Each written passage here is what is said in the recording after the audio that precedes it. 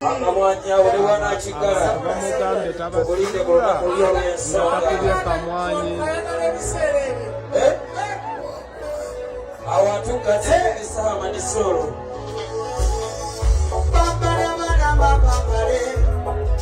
mwana mulenzi King Saha yagenda n'ayimba oluyimba olw'akamwanyi. Omanyi kati ennaku zino baalutuuma kamwanyi, naye ate nga tayito yaalwo ekimala kimala. Okusinziira wali ebiseera ebisinga nti nno King Saha kasaabeera ng'agenze ku mikolo baalusaba nnyo muganda wange oluyimba olwo olwa King Saha, oluyimba lwa King Saha ekimala kimala balusaba nnyo bambi ate ku mikolo, era nga ku mulundi guno basabye wali ayimbe munnange akamwanyi ako. Wali n'osooka n'ondabira mwana mulenzi munnange ate King Saha engeri gy'akyeyingiddemu wali ate gubadde muzigo mwerere. Kakati no ku sayidi y'emu ngenda kubeera nga nkubulyako ku Winnie Nwagi mu Gomesi wali omwana abadde anyumidde bannange Gomesi n'omukyala munnange ate Vinka ngenda kubeera nga mbikutuusako maaso awo owulire munnange ate update ezitambula ku baana bawala abo esayidi eyo. Bambitana nti nsinza kujamira nti yogi kansuke nkutegeezeeko wali King Saha nno nga bwe mbadde nkunyonnyola nti nno ebiseera ebisinga ku mukolo batera nnyo saba munnange akamwanyi wali. Oluyimba nno olwo by the way lufuuse ensonga mu ggwanga era nga lukyayongera mu maaso munnange ate okugenda nga lukyatredingira ddala. Kiraga nti oluyimba luno munnange lukyafuuse munnange ate ensonga. Kansuke nkuwekokko olabe nga bwe kyabadde mu katambi ate ndyoke nkomewoko mu maaso awo. abantu basaba kamwanyi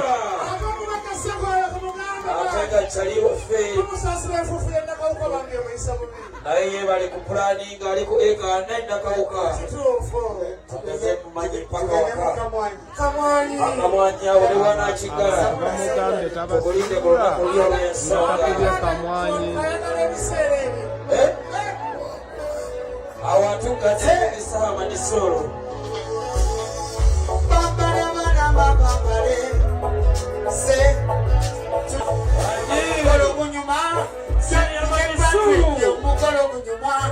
bansabye akamwanyi ulina akamwanyi ku mukolo walayiri nyuma naze kuba pate bamaze nga bansabye akamwanyi bamanyabula wana emirembe gyaliwo kwejamu kubulire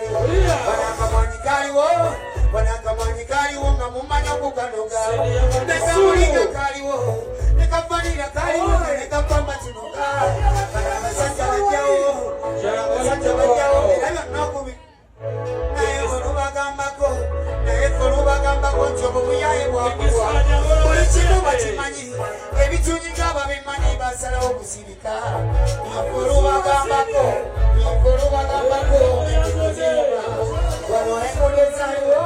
wano enguudo ezaaliwo labaze nakubomoka fala newe musabako tebikikyuka. Nkugambye banyumiddwa nnyo bambi omuziki wali mwana mulenzi oyabadde ate ku ceremony. Jjukira nti nno era ku sayidi y'emu Winnie Nwagi naye yabaddeko munnange ate ku ceremony esayidi eno. Ebyo byonna bibadde bikyagenda mu maaso nno mwana muwala ono gabadde mazaalibwa ge era munnange osobola okuwandiika awo n'ogamba nti no happy birthday eri munnange ate Winnie Nwagi esayidi eyo era nga mwana muwala ono era nga boogezako okulaba naye yabadde ku ceremony bannange yabadde anyumidde Gomesi wali wonna nga boogezako okulaba n'asooka n'agenda munnange ate n'abasabula omuziki esayidi eyo. Banyumiddwa nnyo bambi bafaani be esayidi eyo mwana muwala we yabadde munnange ate ku ceremony omukyala Winnie Nwagi nga boogeza ku munnange ate okulaba mu katambi era ku sayidi y'emu mwana muwala ono jjukira nti n'abadde yakata oluyimba Control It era nga lwe lukyagenda mu maaso munnange ate okutambula esayidi eyo ku mwana muwala munnange ate Winnie Nwagi. Awo nvuddewoko katugende wali mu maaso nkebeddeko ku Vinka naye abaddeko ku ceremony emu esayidi eno kugambye naye abadde anyumidde munnange ate Gomesi wali wonna n'asooka n'ateekako simayiro era nga boogezako munnange okulaba mu katambi awo ku mwana muwala munnange ate Vinka nga bw'olaba akatambi ako.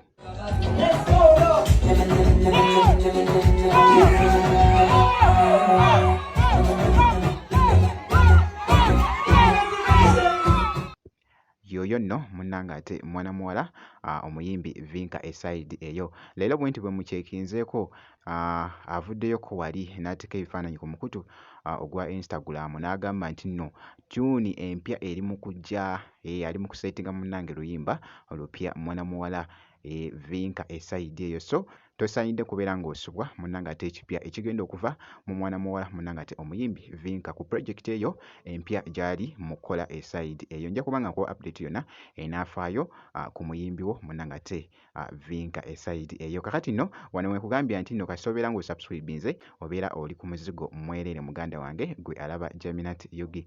Nzikiriza nkomewoko mu maaso awo katono nnyo bwe nti.